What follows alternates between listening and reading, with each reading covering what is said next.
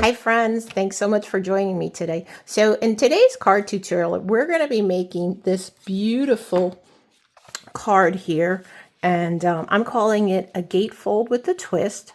So when you open it up, you have this gorgeous message that you can put a sentiment in and then sign your name. You have plenty of space to sign your name. So what's great about this card is if you're like me, and you have beautiful designer series paper, sometimes you struggle and say, geez, I don't know what side to use.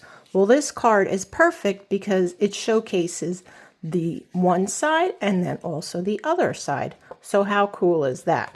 I had received this in a swap and I put it aside with all intentions to actually create it. Since I didn't have the measurements, I had to create my own. So, and I have them written in here. So this is just my sample that I will use and keep this going forward. All right, so let me keep those measurements out because I do need to score my designer series paper. So let's move this aside. And the designer series paper that I'm using is the Painted Illusions. This is one part of it here. And this is absolutely gorgeous. As I mentioned, wasn't sure which side to use, so this card was perfect for that. And the way that you could get this Painted Illusions DSP is when you place a $75 order after stamping rewards and any other type of reward coupons that are added and before shipping and tax, you can purchase it for $5 in my online store. I think that's a great deal and one you don't want to miss out on. Last I checked, this was still available. This was February's product of the month. So any questions, you can always reach out to me. All right, so let's keep this out. I'm going to get my trimmer out and we're going to score this at, let me just make sure I cut this correctly. I think I did. So this is 5.5, yeah. And then I think it's just 12, so I think that's good. All right, so we're gonna score this, and let's see, what's it? I decided this will be the outside, and this is gonna be the inside. Okay, so 2 inches. Now, make sure that if you are using directional paper that you're going horizontally when you're cutting it. Hope that makes sense. All right, so we're gonna score this at 2 inches. Move it over to 4 inches.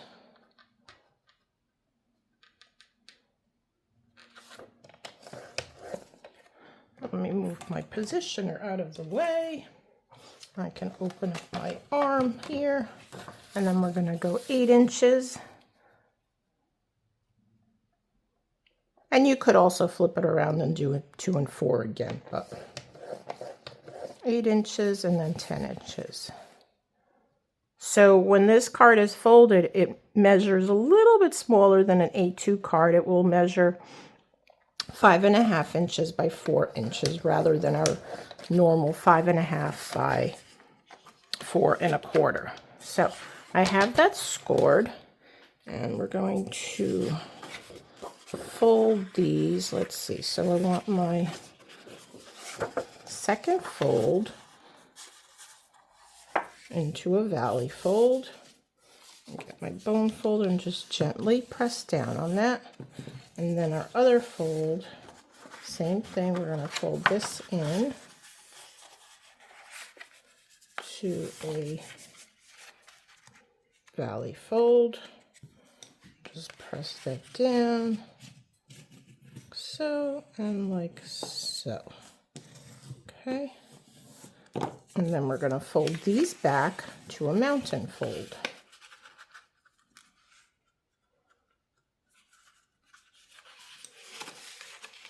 Just going to do this gently. I want to make sure that they meet in the center here. And they're a little... Okay, so we got that all fixed up. And you end up with this, right? So I'm just going to burnish it a little bit more. Like so.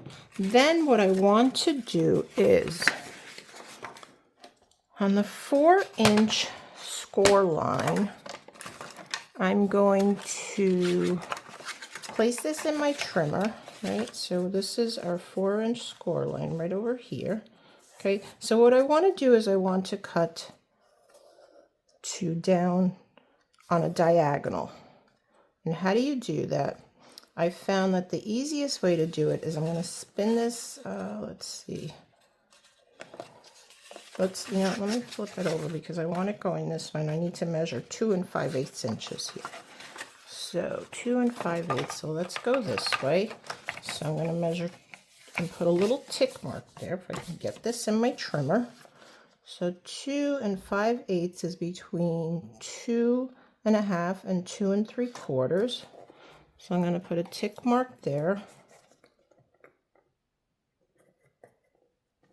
And we can erase that.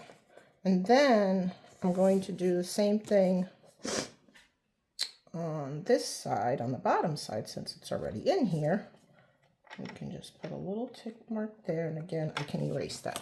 So now I'm going to take it and I'm going to spin it around, and I want to have my tick mark that I just put down and go to the 4-inch score line, which is right there, so you can see the score line, right? And I want to cut that. Okay, so let's put that down. So, and we're going to cut. All right, you want to save this piece because we're going to use that. All right, so now we're going to do the same thing here. So again, I've got 2 5/8, my little tick mark, and then I'm going to turn this so that it goes to the 4-inch score line. Right about there. Move that again. And let's put the blade down and slice. Okay, so we're going to save these 2 pieces. Okay, they're going to go on the bottom. All right, I think I am done with the trimmer, so we're going to put this aside. And we can start putting this card together. So I'm going to, let's see, these are going to get glued in here like so. Okay. And then this one's going to go on that side. All right, so let's get some adhesive on here. And yes, I'm going to bring my silicone craft mat just in case. Add some glue. And you could use any kind of adhesive you'd like on this. You can use liquid glue, tear and tape. Tear and tape might be a bit too bulky, I think, and probably seal is fine. All right, so let's see, we're going to put that down. I personally like the liquid glue because I can wiggle it around if it's not lined up perfectly. So just want to line that up good over here. So make sure it's lined up to the bottom. Okay, so because you want it flush to the bottom also, okay? And then I'm going to add some glue on this other piece here, and we'll glue that side down as well. Okay.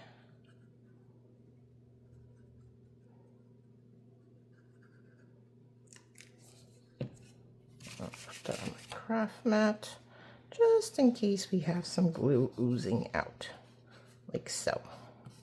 All right, so there we go. And I think I put that on there wrong. I did, but okay, we're gonna go with it. I meant to do this side over here, but it's okay. It's all right, we're gonna go with it. It's okay. This is what I really wanted it to be like. Okay, yeah, see, that's what I wanted it to look like, and it doesn't. So, can I fix this? Probably not. So we're going to have to do the other side. So remember that when you are putting this together, and I do apologize, you want to have the same DSP showing as you have up here, okay? All right, I hope that makes sense. So let's just see. Now we're going to do this.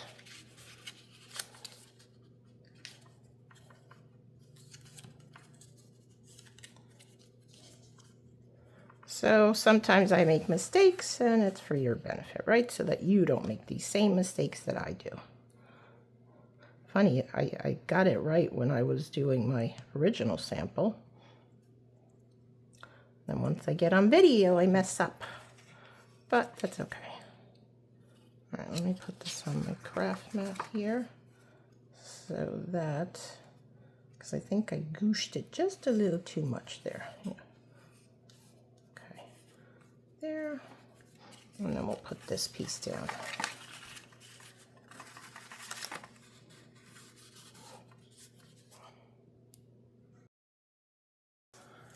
And I've got my Secret C piece. We're going to put this down here.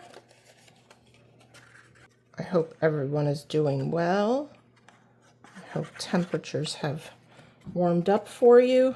Here in New York, it's like one day we have nice weather, then the next day it's like 30 degrees. Just don't understand it. But I guess that's what March is like, right?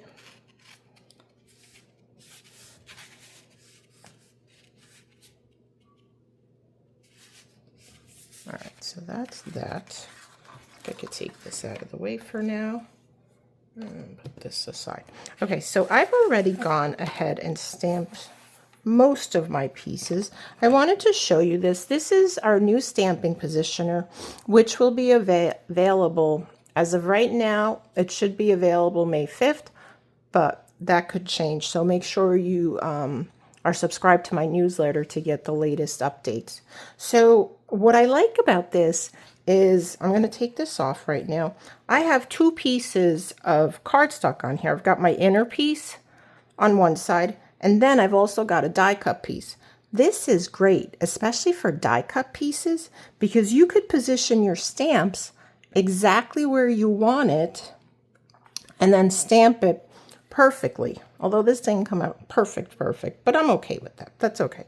I think this oval is not perfect to the scallop, so, but I wanted to add a little something to that. So then you would put it back on the, you would ink this. Now, when you're inking this, in my previous videos, I was using our full-size ink pads, but I found that it's actually so much easier to use your Stampin' Spots rather than the bigger ones, because the bigger ones, and especially for me, since I have tremors, I tend to like tap it down onto the part where it doesn't have the stamps, so I make a little bit of a mess. With the Stampin' Spots though, and here, let's do this card right here, and I'll show you exactly what I mean. So I'm going to take my sentiment. It says, "With sincere thanks." So I'm just going to put that right here in the middle. Okay. Now this little magnet does not come with the Stampin' Positioner. These are little magnets that I purchased a bunch of years ago, and they come in a pack of 10 or 20, I believe. But these are perfect because for these little die cuts, those hold those down exactly where you want them. These are a little bit large, so they, I mean, I'm going to put one down anyway, but for what I did when I stamped the oval, this would have not worked because the stamp would have gotten in the magnets would have gotten in the way of the oval. So let me just take these other pieces off. Or, you know, let's just leave those on. We're not going to put any ink on them. So basically what you do is, if it's got these little notches here, and these are spring-loaded here on both ends, and we have these up here. Not sure what these are for, because I know this holds the paper in place, or maybe these hold the paper in place. There's grid paper that comes for this with this, but I did not order that. So basically you put those on those little nubs, right? And then you just tap down and it picks it up just like that.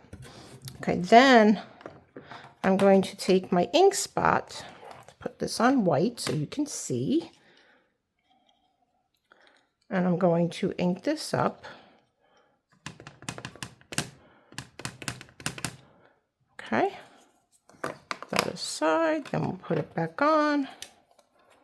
I'll lay that over here. And then you just tap. I like to press and rub. Now when you're doing this, make sure that the logo's up facing you. And that's it. See how perfect that came out? I don't know, can you see that? Seems very, there we go. So great, right? I love it. So I've been using it a lot more now that I figured out that I could use these little ink spots. Makes it so much easier. All right, so we're gonna take this off. Do I want to put a little dragonfly up there? I don't know. Let's see what that looks like. That's too much. Yeah, that might be too much. I think it's covering up the, that's all right. We'll put some pretty sentiments there. No problem. Okay. And then you just take your chamois and clean it off very easily. Just take it out of here. Now you can also cut the chamois down, which I plan to do. I have an extra one that I just recently got, so I'm going to cut that down. So for these little things, it's much easier to use that smaller one. So, okay. Take this off, and we'll put this here, and we'll clean that up later. Alrighty. So let's go ahead. Where's my card? Right here. Couldn't find that. Alright, so I've got plenty of space to write here. So we're just going to leave that blank.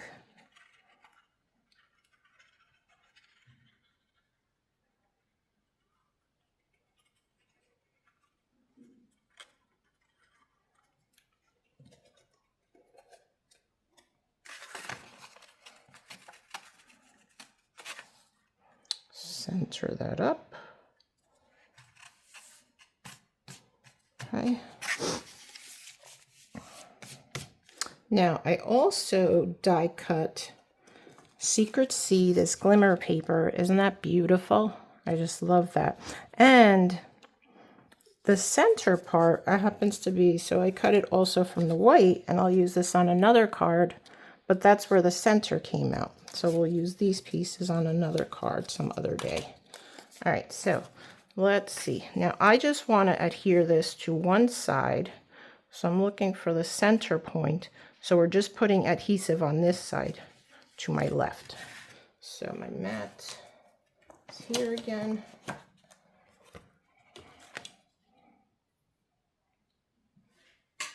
All right, and let's see, we're going to do this side here. Okay.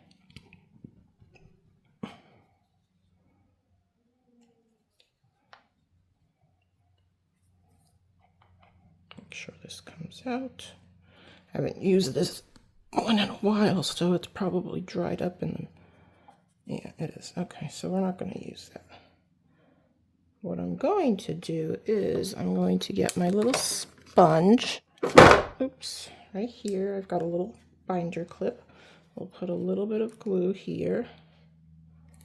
And then I'll pick some up with my binder clip. And then I'm just going to dab it just on the one side.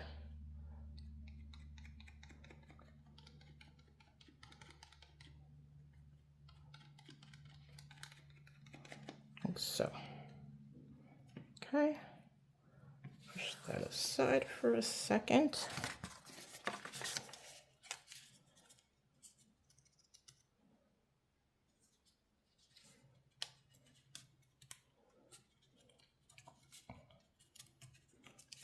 There.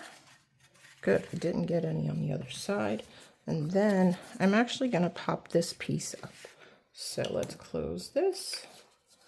I'll put my mat aside so that it can finish drying. And then I can just peel that off. I'll add some dimensionals. So we're going on the right side. See, I already did that once before and it didn't come out right.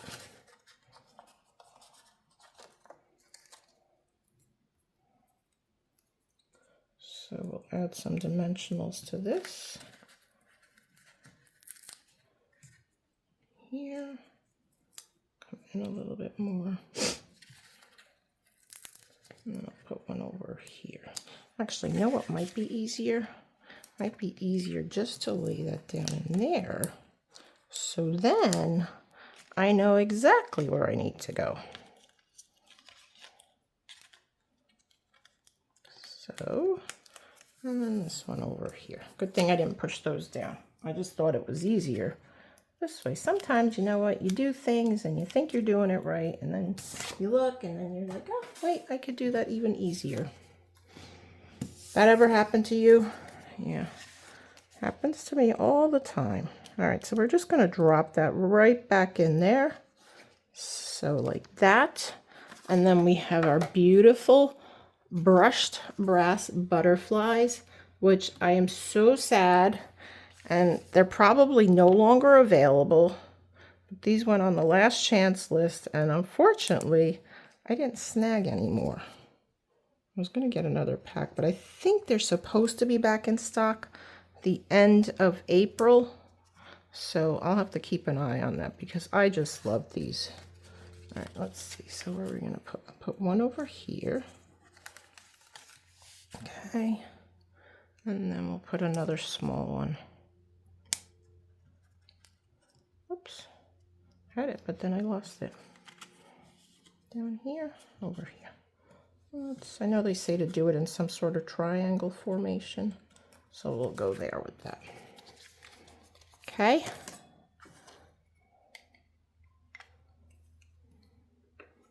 So there it is, friends. Our gatefold with a twist. How pretty is that? I hope you enjoyed that. Please be sure to like, comment, and share my video with your other crafty friends. It's helping my channel grow.